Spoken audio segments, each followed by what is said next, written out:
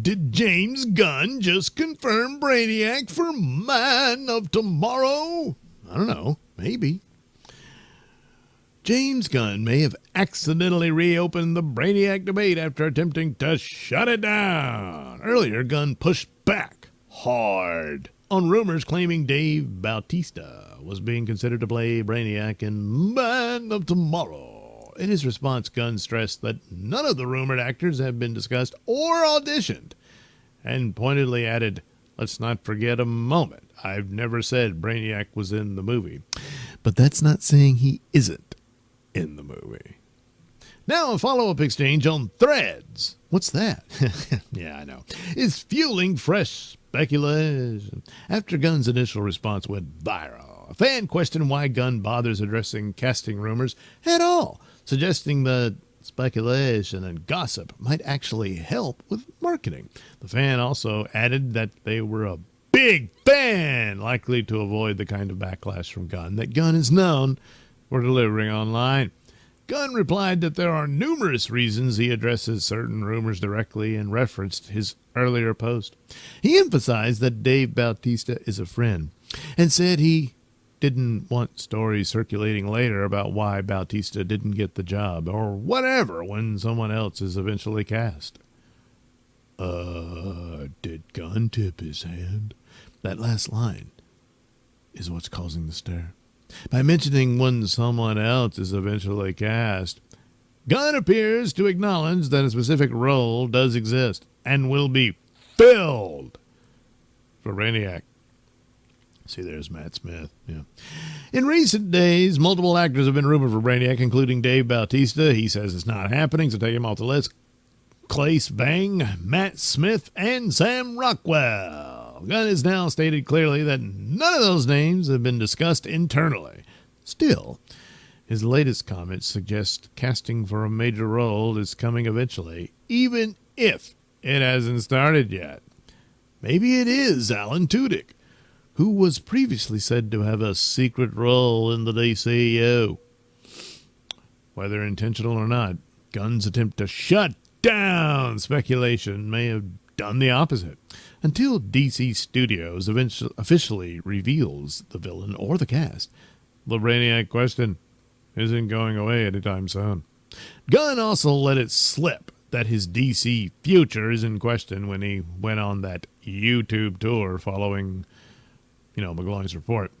It seems clear that Gunn should have a PR rep at his side whenever he makes comments. Well, whatever. I mean, he's like, I didn't say he's in it, but he didn't say he isn't. That kind of thing. So it stands to reason Brainiac's there, and it could probably be the same plot that I always talked about, that Brainiac could have fit in with the DCEU and come to take Metropolis because he sees the Earth as a doomed world. Why? Because Darkseid's coming. In this case, it could revolve around the Center being the main big bad that James Gunn was teasing and going to lead up to. But will the DCU last long enough for them to get there? Doesn't look like it. But nevertheless, that would have made the Earth seem doomed. And so Brainiac swoops in and takes Metropolis for his collection of dead worlds, So part of the human race survives forever trapped in one of his bottles. And that would be the deal. Superman wins in the end, but there's still a big monster and the Earth is still doomed because Brainiac just wanted to take a city from Earth and then leave. That kind of thing, which is what he did to Krypton. He stole Kandor.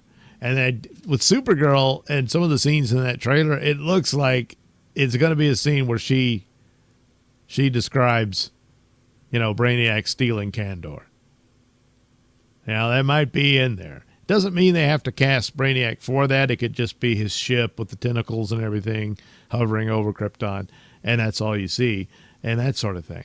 But that could, play into Man of Tomorrow when Brainiac shows up and Supergirl's going, oh, crap, I know who that is, and that kind of thing, So,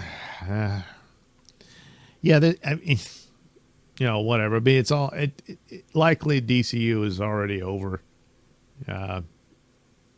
pretty quick. And I mean, everything's up in the air because of the sale with Netflix taking over and everything. But Alan Tudyk is another one who, he'd be a great, I think, maybe not so much looking like this. Yes, he voiced Dr. Phosphorus, but Dr. Phosphorus, if he was to appear in a Batman movie, that's a CGI character, so he could do both roles if you wanted him. And even if he is Brainiac, maybe they would go for a more robotic look of him, and he's just the voice of it. It could be. But I was really interested in Matt Smith, but apparently that was all rumor nonsense, and he says they were not discussed. So guess that was BS.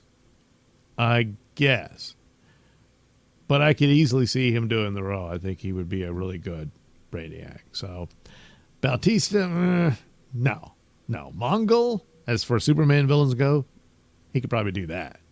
He'd be pretty good at that, I think.